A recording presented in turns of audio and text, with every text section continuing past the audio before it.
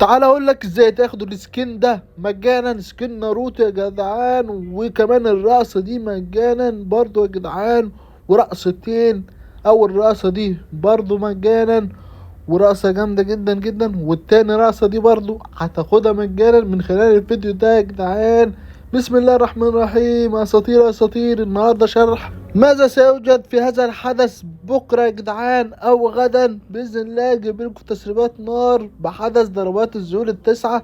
بس ما تنساش تنزل تحط لايك دلوقتي ومتابعه واكسبلور واعاده نشر الفيديو، ويلا بينا على الشرح.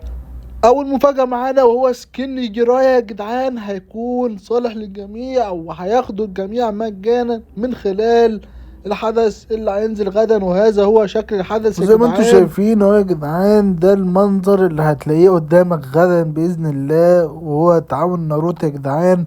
من خلال المهمات هتدوس تكست وتاخد التوكن ده، والتوكن ده هتقدر من خلاله تضرب على الماكينة دي وتاخد سكين الجراية يا جدعان مجانا زي ما انت شايف كده. ومش هيكون جوائز سكين فقط، لا، في جوائز تانية يا جدعان اسطورية. وزي ما انتوا شايفين كده ضربنا ووصلنا للسكين وخدنا السكين بكل سهولة. وكمان هتاخد الشكل ده يا جدعان بتاع الشخصية الجديد تعاون ناروتو يا جدعان، صراحة شيء اسطوري. وكمان هتاخد الرقصتين دول مجانا لمدة يوم واحد فقط يا جدعان. في رقصتين هتنزل مجانا من خلال تسجيل دخول فقط.